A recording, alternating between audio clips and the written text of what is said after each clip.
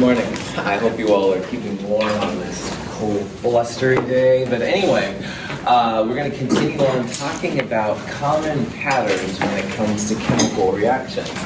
And there's 5 of these patterns, or 5 types of reactions that we're looking at. And in lab this week, we looked at yesterday, or we will look today or tomorrow, depending on your lab is. We're going to look at the 3 I wrote up here on the chalkboard, quite a bit. And those 3 are called precipitation, acid-base, and gas-forming reactions. And all of these reactions, like we talked about on Monday, and we talked about in lab, are what they call double displacement. So like all of these have a positive, negative, plus another positive, negative compound. And what happens here is the 2 positive parts are swapping places. So you can see on the other side now we have AD together and CB. If you have a solid form, when one of these comes together, that's called a precipitation reaction. In chemistry, a precipitate is just a fancy name for a solid. And in lab, you'll definitely see some of these if you have lab coming up, or you did yesterday. It's pretty chill. An acid-base reaction is another kind of reaction. And an acid has the H listed first, and a base is a metal hydroxide. But just like the precipitation reaction, the positive H and M kind of swap places. You end up with HOH, which is water, H2O. And you also end up with some kind of compound called a salt, which is just kind of boring in this case. This is the acid-base reaction. But just because you have an acid, it doesn't mean it's an acid-base reaction. Because there's the 3rd kind that we left with on Monday, and we'll see more in lab, where you have an acid reacting with a carbonate. This is a common kind of a system. And just like the other ones, the positive H and the M will swap places. Carbonate is a negative 2 polyatomic ion, so that means this M would be a positive 2. So over on this side, one of the products is H2CO3. And this is carbonic acid. It's an unstable acid, and it breaks down quickly into water and carbon dioxide. So this is called a gas-forming reaction. And it's a little harder to see because you don't see H2CO3 at first.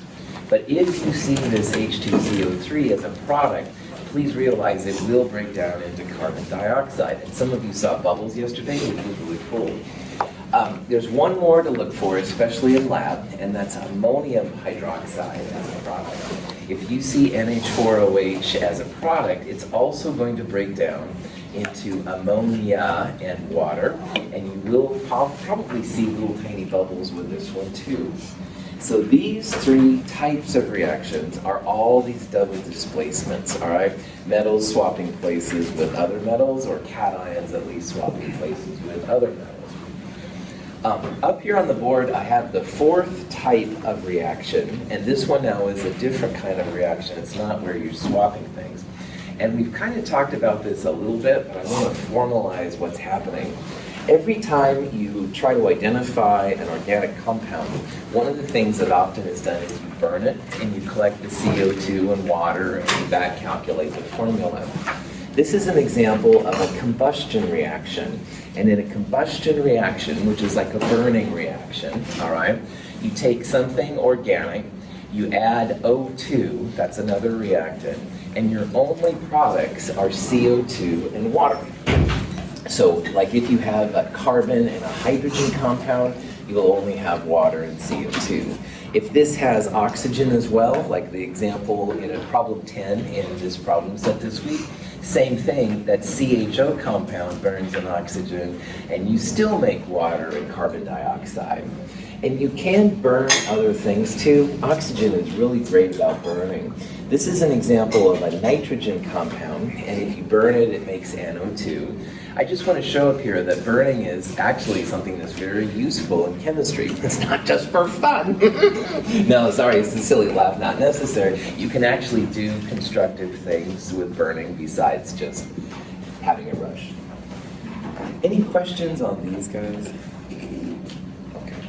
Let me adjust the camera just a little. Okay. The 5th type of reaction. The purple solution is aqueous potassium permanganate. The colorless solution contains iron 2 plus ions. When we combine them, a redox reaction occurs. The permanganate ion is reduced to manganese 2 plus, and the iron is oxidized to iron 3 plus ion. This fifth type of reaction is probably the most important, arguably, but it's also the hardest one to quantify. This fifth type is called a oxidation reduction reaction, and that's way too many syllables, so a lot of times people will abbreviate it as redox. And there's a gazillion different references to how these redox reactions help. And one example is hydrogen gas and oxygen gas making water. That's a good one. Got the space shuttle around orbit and stuff like that. This is an example with a manganese, and it has some iron added to it. This kind of off yellow color is often the color of iron +3. There's lots and lots and lots of different kinds of redox reactions, but it's harder for me to write like one form on the chalkboard up here that works for everything. So in order to understand redox reactions, I have to introduce you to a friend of mine, Leo. And Leo, definitely the coolest lion, in my opinion, on the internet. And I looked pretty hard one time. It's a long story. But anyway, Leo the lion says, "Grr!" And you don't really have to yell it if you don't want to. It's just my caffeine. But anyway, Leo says grr. Leo the lion, he's roaring, all right? This is a silly acronym, all right? So of course, and everything I can do cheesy, I will. Leo stands for lose electrons oxidized, and grr stands for gain electrons reduced. And so in a redox reaction, you have to have something that's oxidized and something that's reduced. And it's always relative to a reactant, by the way. So here's two examples. Here's a zinc metal, and it's losing 2 electrons, like there's 2 electrons as products. Zinc is being oxidized, all right? It's becoming, if you notice, more positive, and that'll be important to us coming out. On the other hand, here's a copper 2 plus. It's gaining electrons to make copper metal. And this was actually the reaction we did in the empirical formula lab. But anyway, the copper 2 plus is gaining electrons. That means it's being reduced. And you'll see here how copper is becoming less positive, like it's going from +2 to 0. And zinc, on the other hand, is becoming more positive. So this less positive, more positive is something we'll talk about in a little bit. Now, sometimes in classes, they'll use oil rig. Oxidation is losing electrons, and rig would be reduction is gaining electrons. I prefer Leo the lion, but you can use anything you want. And there's probably other ones out there, and if you know of other ones, let me know. So we're going to talk a lot about things that are being oxidized, losing electrons, becoming more positive. And we'll also talk about things that are gaining electrons. They're going to become less positive, more negative. When a piece of copper metal is placed in a solution containing silver ions, solid silver crystallizes on the copper. While the silver crystals grow, copper ions are also released into solution, giving the solution a blue color. In Chem 151, this was one of the demonstrations. If you weren't in Chem 151, obviously it doesn't help, but it's a pretty easy reaction to do. You take a strip of copper metal and you add something like the silver nitrate, the stuff that turns your hands kind of brown if you don't wash it off. And what happens is electrons are transferred from the copper to the silver. And in the process then, this blue liquid is indicative of copper 2 plus ions. And this kind of mossy looking stuff is actually raw silver metal. It's not fancy or anything like that, but it's done. So in a redox reaction, you have to have something losing electrons and something gaining electrons. You can't have just one or the other. So in this reaction, the copper is losing electrons. And you can probably see that because it's becoming more positive. Now remember, copper, number 29 on the periodic table, this version of copper has all of its protons and all of its electrons. 29 protons, 29 electrons. Now it has lost 2 electrons. So it still has 29 protons, but now it only has 27 electrons. It's more positive. But those electrons have to go somewhere. They can't just disappear into the void, which would be nice sometimes. But anyway, in this problem, it's going from silver ions to silver. So each silver is gaining 1 electron, so the number of silvers now is equal to the protons. There's a neutral charge. 2 silver plus ions become 2 silvers because of the 2 electron loss there. You have to account for where the electrons go. So redox reactions are super useful, and all of you, while you're breathing in my room, are using redox reactions, believe it or not. The oxygen goes on the iron in our blood, transfers later on. Woohoo, redox reactions, cool. More practically though, if you have a battery on a cell phone or a calculator or your iClicker, those are all using redox reactions as well. So these are super powerful fuels, vitamins, it goes on and on and on, the different uses, and we'll start exploring them. Yeah. So when it oxidizes, it loses electrons, right? That's right. That's right. Lose electrons, oxidized. So when something is oxidized, it's lost electrons. And if it's gained electrons, then it's reduced. Now, the 3 examples we have up here on the board, the precipitation, acid, base, and gas forming, those are not redox reactions. You're actually having atom transfers on these 3 right here. So redox is kind of a world unto itself, but it's a pretty important world, like we'll see for lots of different things. Here's an example of a type of a problem you might see, all right? So we've got some iron and we've got some copper 2 plus, and this is one way that you can make copper metal if you want to. And we'd like to think about here what the right answer would be. So something is being reduced and something is being oxidized, all right? And you can see there's lots of different things. So first of all, there's only 2 species there. So you have to have something oxidized and reduced. So C and D are out right away because you have to have something oxidized if something's going to be reduced.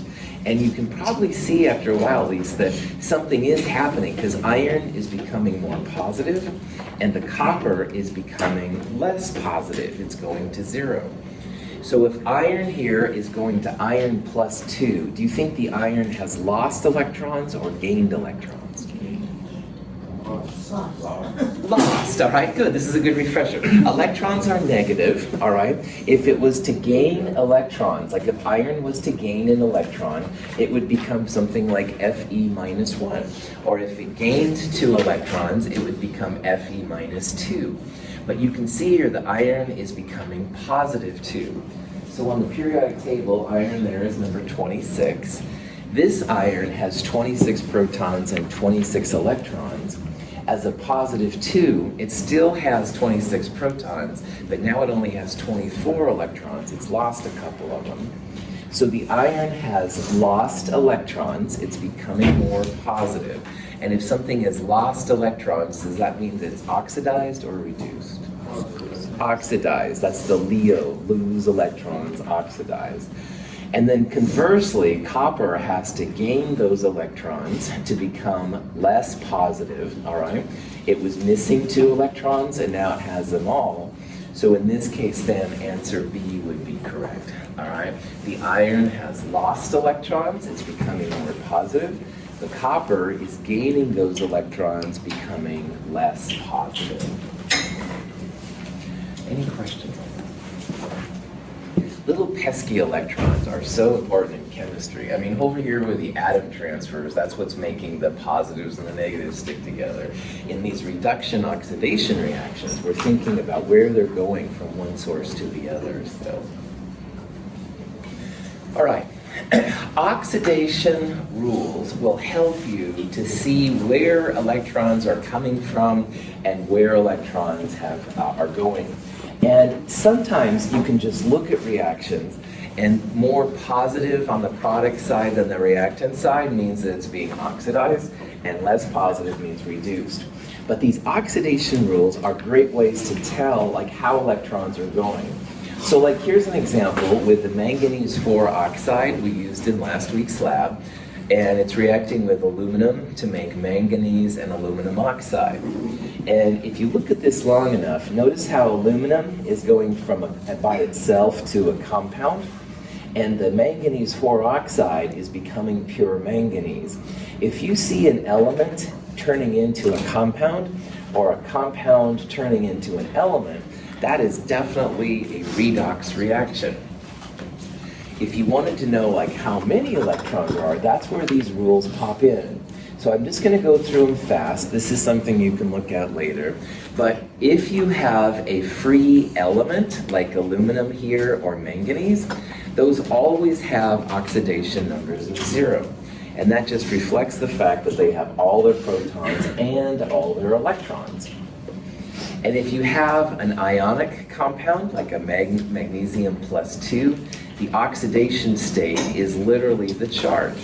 So on chloride, which is always -1, you would say an oxidation is -1, magnesium's plus 2. Oxygen is almost always -2, and hydrogen is almost always +1. There's a couple of exceptions and stuff, but generally speaking, those will be indicators as to what's happening. So as an example of that, let's say that you didn't know what the charge was on the manganese. Well, oxygen's always -2, and there's 2 of them, so that's -4. The manganese is going to balance it. That has an oxidation number of +4, all right? And you can do the same thing for aluminum. And now, with these oxidation numbers, see how manganese as a +4 went to 0? Manganese here is taking in the electrons. It's gaining electrons. So this manganese has been reduced to manganese. On the other hand, if aluminum's going from 0 to +3, then you have to have aluminum losing electrons. Aluminum here is being oxidized. So these oxidation reduction numbers, they're kind of weird. They're not hard, they're just kind of weird. And they're useful to a chemist who wants to know where electrons are coming from and where electrons are going, all right? And if you use these kind of things, it's not too hard. We'll see some examples in problem set 5 of how this works. Yeah. So why don't the charges balance out on the side? Cool. What's the charge on the oxygen? -2. -2 times 3, -6, and 2 times +3, +6. They do balance, man. I'm just not showing the oxygen. Oxygen is not changing its oxidation number, and what that means is oxygen is not involved with the oxidation reduction process. It's kind of like a spectator ion in anionic equations. The oxygen is just sitting there as a -2. It's the metals which are actually transforming here. And you brought up a really good point, man, because we can see where electrons are coming from and going to. But a lot of times there'll be things like oxygen which just kind of sit there and don't do anything. Okay, so what are the +4 and +3? Cool. So if there's 2 -2 oxygens and this compound is neutral, what's going to be the charge on the manganese to balance that negative? Okay. Yeah, good. This is a really good question, man. So the manganese is +4 just to balance the 2 -2s. Ignore the 3, the 2, the 3, and the 4. Don't worry about those right now, all right? And over here, it's the same kind of thing, Brandon. You got -2 oxygen times 3. 2 times +3 balances the oxygens out. Well done. Great question, man. Let's look at a few more examples. The atoms in hydrogen fluoride have oxidation numbers of +1 and -1 respectively. These are the charges the atoms would have if the bond were completely ionic. The oxidation numbers on the atoms of the perchlorate ion indicate the charges they would have if the transfer of electrons were complete. Such complete transfer, however, does not occur in reality. I encourage you to practice these because after a while they become pretty chill, but at first it's a little strange. Notice in both of these examples, oxygen's -2 and hydrogen's +1. So if this is a neutral compound, then by default, fluorine has to be -1. Fluorine is usually -1. The perchlorates and chlorates and those kind of things will have very strange oxidation numbers for the middle atom. So -2 times 4 oxygens -8, the overall molecule is -1. This is a +7 chlorine.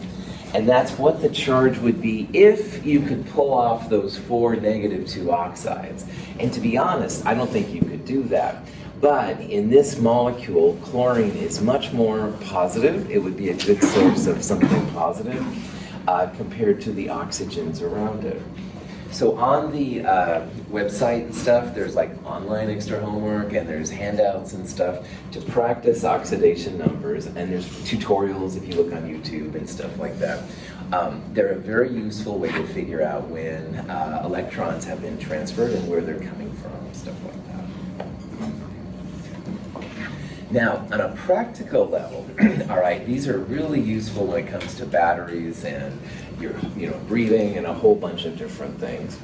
So let's look at this reaction right here real fast. This is aluminum metal and copper ions, and they're making aluminum 3+ ions and copper metal.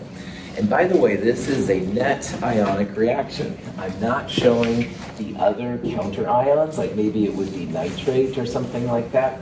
It's kind of like the oxide we were talking about earlier, just kind of sits there. But if you bring down the aluminums, all right, the aluminum going to aluminum +3, and let's even kick out these two right now, you can see how, again, aluminum as an element would have an oxidation number of 0, and this is a +3. The charge on the ion is usually the oxidation number. You want to make sure that all your charges balance. So just like we spent a lot of time balancing atoms, you also want to make sure your charge is balanced on these. So if there's no charge here, that means that aluminum has lost 3 electrons. Aluminum here is being oxidized. It's lost electrons. And as if this stuff wasn't fun enough as it is, oftentimes pieces that are oxidized are called reducing agents.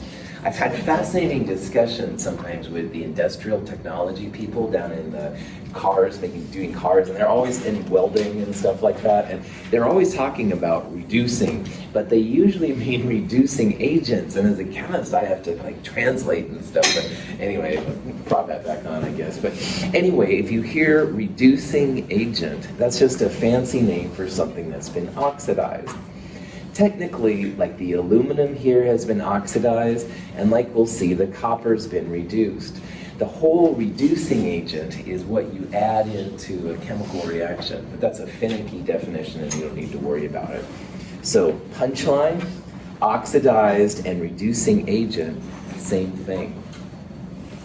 The copper 2+ is gaining 2 electrons to become copper metal. So if you pull out those 3s right there, you end up seeing that you need 2 electrons for copper 2+. So copper 2+ is gaining electrons, it's reduced, and no big surprise, something that's reduced is also called an oxidizing agent. And if you look at these 2 reactions, which are called half reactions, by the way, notice there's 2 electrons being needed by copper, and aluminum is giving off 3 electrons. You can now maybe see the origin of these 2's, because 2 times 3 is 6, and you need 3 coppers then, because 3 times 2 is 6. In chemistry, we try really hard not to show electrons unless it's one of these half reactions, just to see what's going on. So in a balanced reaction for charge, you shouldn't have any electrons unless it's like these half reactions right here. So, summarize. Redox reactions, aka oxidation reduction reactions, involve electrons being transferred from one species to another. The species that's oxidized has lost electrons, and the species that's reduced has gained electrons. A reduced species, though, is sometimes called an oxidizing agent, while an oxidized species is often called a reduced agent. And if you've done your redox reactions right, not only will the atoms balance, but the charges will balance as well. So if this has 3 times +2 and 0, +6 on the reactant side, this side had better have +6 too. And it does. 2 times 3, +6, no charge right there. Chemistry. Question? Now let's see some fun videos. Nitrogen monoxide is a colorless gas, which we can observe when we bubble it through water.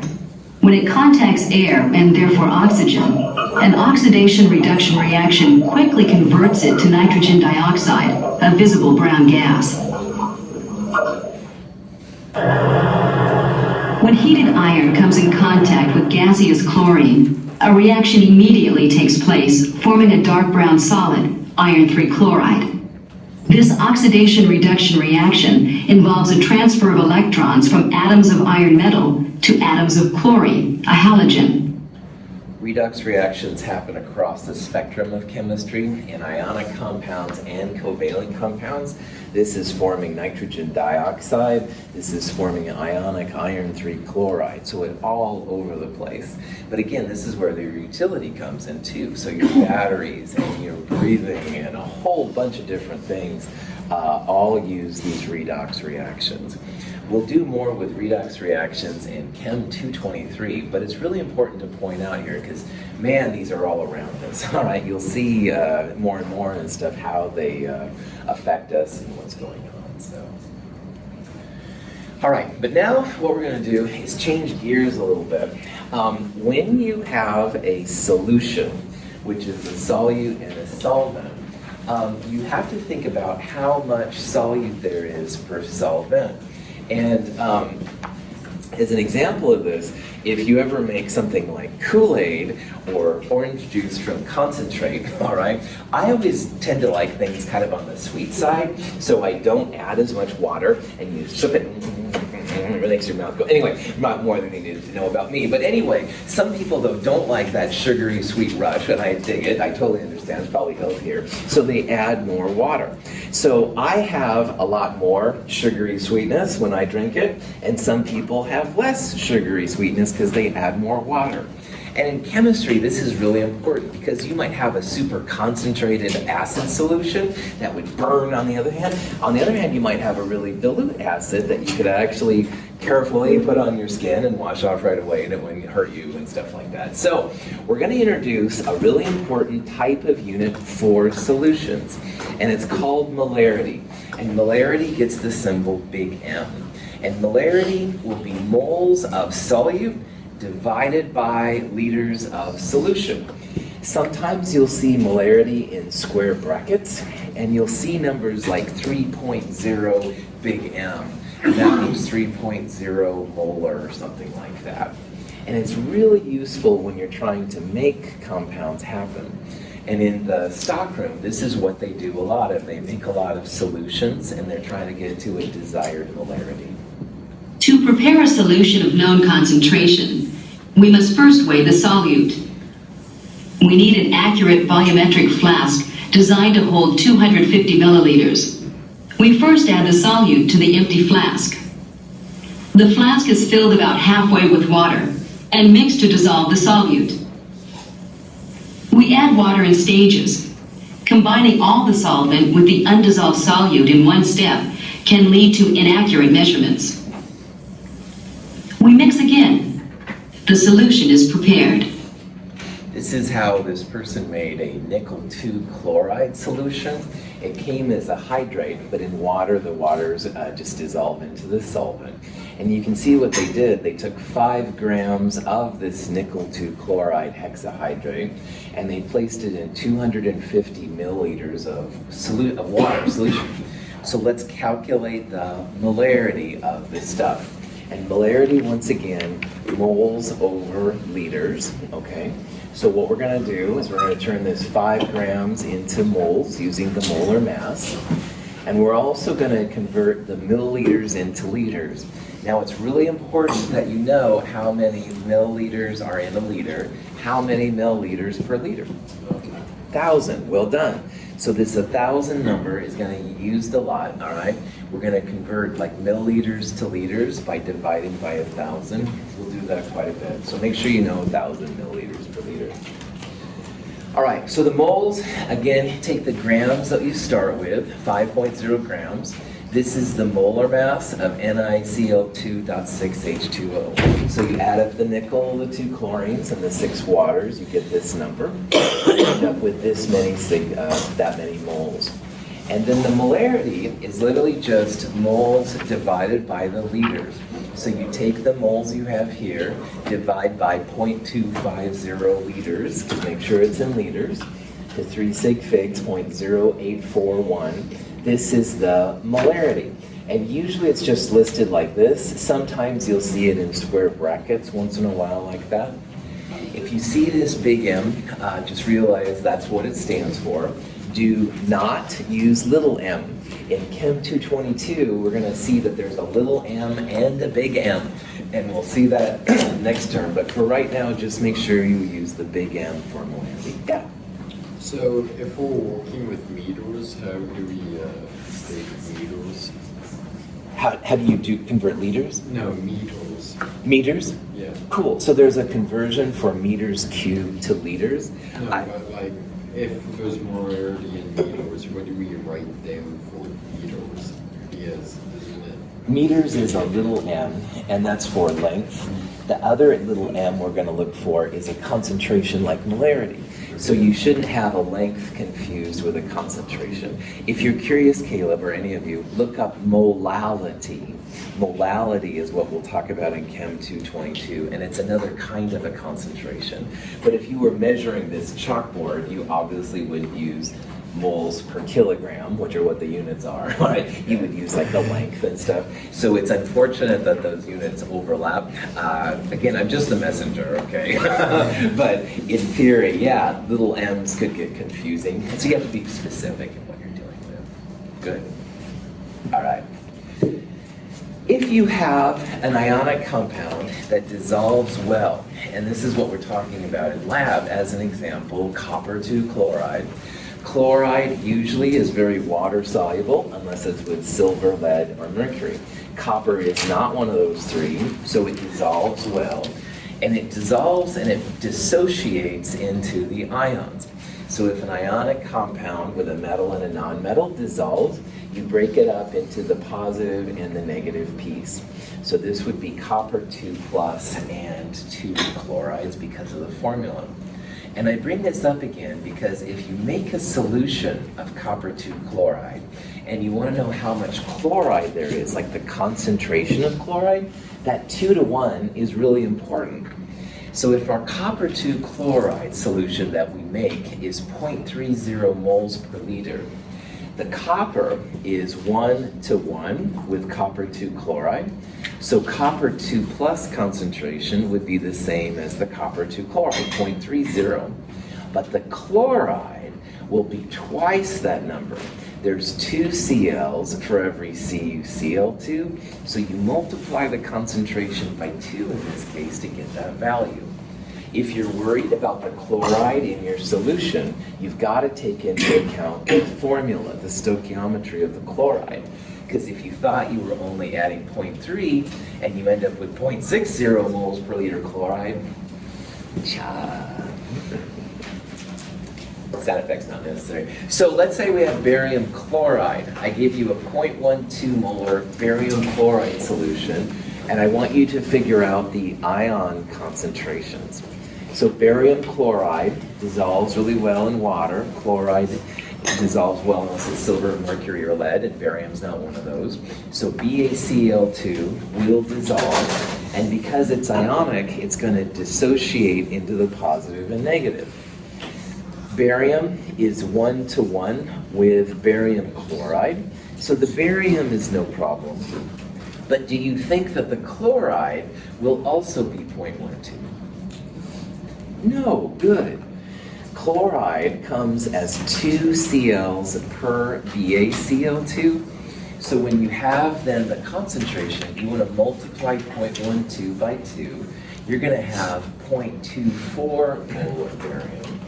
It's twice as big as the concentration that it came from. Is that cool?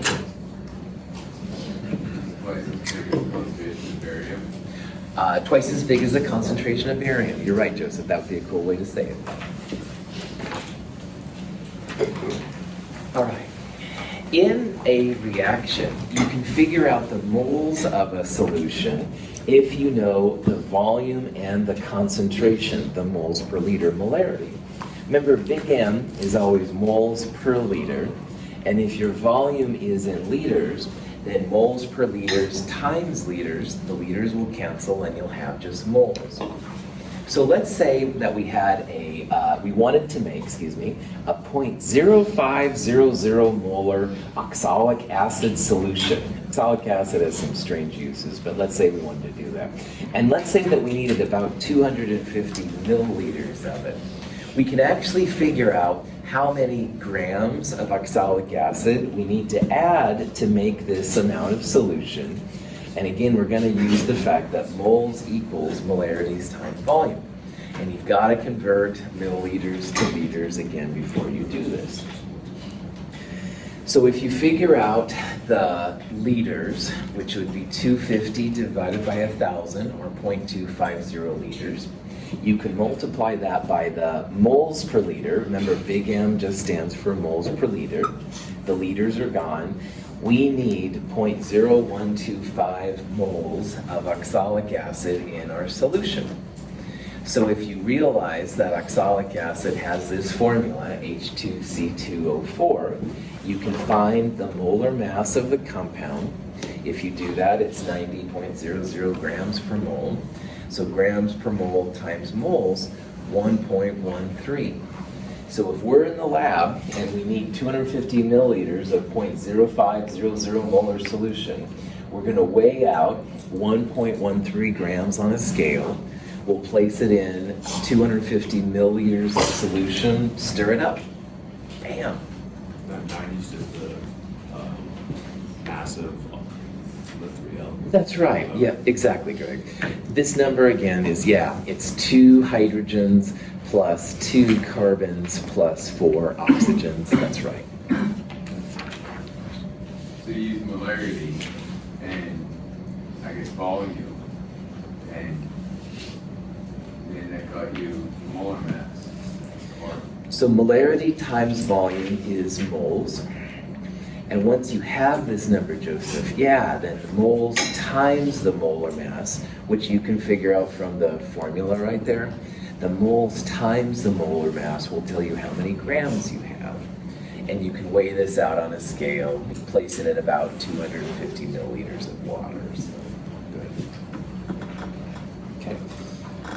This is one way to make a solution. All right, like you can literally add so many grams to so much volume, usually of water.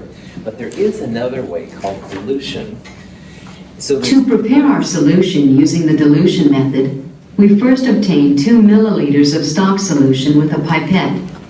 Filling the pipette with stock solution to the mark on the pipette ensures that we have 2 milliliters of this solution. We add the 2 milliliters of more concentrated solution to the 500 milliliter volumetric flask, touching the side of the flask with the pipette. We add water to the mark on the flask. After mixing thoroughly, we have exactly 500 milliliters of a solution with a concentration of 1.60 times 10 to the minus 4 moles per liter. imagine you come to my house and you drink some of my Kool-Aid. It's like, that's too sweet, man. So you take a little bit of it out, add some water, stir it up. Oh, much more good. You don't get that sugar rush. This is the other way that you can use to make a solution. You take a concentrated solution and you essentially add water to it to make your concentration less than what it was. It's no longer a sugary sweet for the type of chemical you're looking for. This is actually really helpful when it comes to acids and bases. Most of the time when you're buying chemicals, the acids and a lot of times the bases come as an incredibly concentrated bottle, all right? I mean, the bottles you want to be super careful with. So if you take a little bit of it out and add some water to it, this is a great way then to dilute your acid and base to something which is more manageable. So we'll go through an example of how you can figure out how to dilute a solution to a concentration that you actually want. And again, it's all about the moles. So here's an example of a type of problem.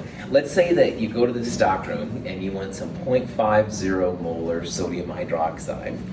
But the last person to use it didn't fill it back up, so you're like, oh man. But you did find some 3 molar sodium hydroxide. So 3 molar is more concentrated than 0.5 molar. And you wouldn't, obviously, please drink this, but this would be like the sugary sweet crap I was talking about earlier, and this would be like the diluted with water. And you, again, don't drink any of these things, so that would be horrible, although tomorrow is Halloween. Anyway, in this problem, you want to add some water to the 3 molar to make it 0.50 molar, all right? And the question is, like, what do you do? How do you do it? You could obviously just start adding in water, but would you be able to get to 0.50 molar? And it's not too hard of a thing to do. We're going to use that volume times molarity equals moles thing once again, because the moles that we start with here in the initial solution will be equal to the moles in the final solution. So what we want to do is we want to add water. All right, we want to make the 3 molar concentration less concentrated. We're going to add water and bring that down to 0.5. But how much water do you add is the question. So again, you can imagine you've got some kind of super concentrated sodium hydroxide, and you want to add some water so that at the end you end up with 0.50 moles per liter. And of course there's a way to do it, because the moles that you start with equal the moles that you end with. And these little pictures right here are kind of cheesy, but the little yellow dots you can imagine are like sodium hydroxides. And the number of yellow dots on the left are equal to the number of yellow dots on the right. But you can see on the right-hand side here, there's a lot more water. So we're not changing the moles that we're starting with, we're only changing the volume. And if we can figure out the moles of one, the concentrated one, we can relate that to the moles of the other one to find the volume. And it's not very difficult to do. Molarity times volume, we saw earlier, is how you find the moles. So if you turn 50 milliliters into liters, only 2 sig figs, I probably should have put a 0 there, this would be 0.15 moles of sodium hydroxide, how much that we're starting with. And 0.50 m means 0.50 moles per liter.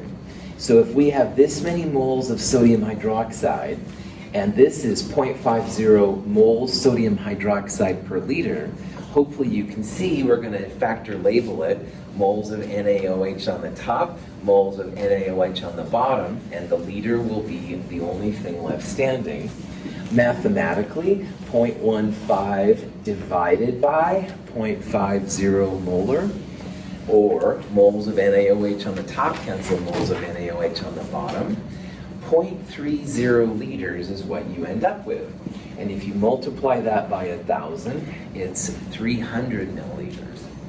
And what this number tells you is that if you want to make 3 molar NaOH into 0.50 sodium hydroxide, you need to have a total solution volume of 300 milliliters. Now we already had 50 milliliters of sodium hydroxide, so we're going to add about 250 milliliters of water. We're going to raise it from 50 to 300. And now we're going to have 300 milliliters of 0.50 molar sodium hydroxide. And if you do the moles for milliliter, 0.3 liters times 0.50 moles per liter, it should be the same number as 0.05 times 3. Those two mole values are the same. We're not adding or taking away any sodium hydroxide, we're just diluting it down. We're adding water to figure out what's going on here. Okay. You can summarize this process through what's called M1V1 equals M2V2, or MIVI equals MFVF, or C1V1 equals C2V2. This is a real handy way when you're diluting solutions. And in the initial concentration, that's the number you put right there, you have the initial volume that you started with. This is the final concentration, or the final molarity, times the final volume. And the reason why chemists like this is because you have a V on both sides, you can use milliliters or liters in this expression. because volume divided by volume is going to cancel out its units. You're welcome to use liters, but you can also use milliliters. And this is what I will use a lot of time when I don't want to do a lot of heavy thinking, which is most of the time. Prop that back on. Questions? Yeah. So you can also just do the current molarity over the desired molarity times the current volume. That's right, exactly. Or, You essentially like solve for the final concentration, Eric, and that's awesome, man. You bet, totally. And your way actually shows easier that the volumes, as long as they're the same units, they're going to cancel out. Respect. Let's try it out. Oh boy. So, HCl, all right? 60 milliliters of 0.25 molar HCl. All right, we're going to add enough water to this to make it go to 500 milliliters, all right? So in this one, we know what the final volume is going to be. We want to know what the final concentration is going to be. So if you want to use M1V1 equals M2V2, you're basically solving for M2 or the MF, all right? You can also use Eric's method, initial volume times initial concentration divided by final volume, essentially. Again, notice that as long as the volume units are the same, like milliliters, your concentration is going to be molarity, which is what you're after. Wait, so would we not want to convert that to liters though still? Both? Oh, you totally could, Greg. There's nothing wrong with it, all right? They're the same units, it's okay. Yeah.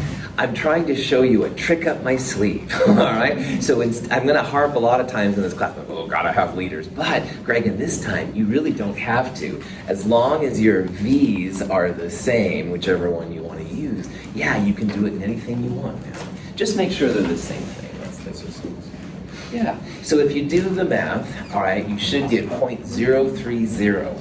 So the way I did it right here, I just kept it in milliliters. But Greg, if you divided both of these by 1,000, that's cool. You'd have 0.5 here and 0.06. You should get the same number, man. Hook up, Greg. Oh, sorry, I didn't turn it on. There you go. Just turned it on. What a week. Anyway, questions on this? Okay. Oh, but there's more. The reaction of zinc and hydrochloric acid is both a gas-forming and a redox reaction.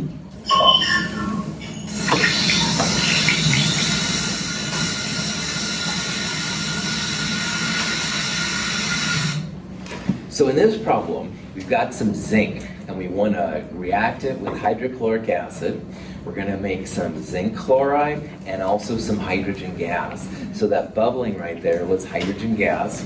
No smoking in the lab. But anyway, the question is here, how much HCl do you need to react with 10 grams of zinc? So this goes back to stoichiometry, which is when you convert moles of something to moles of something else.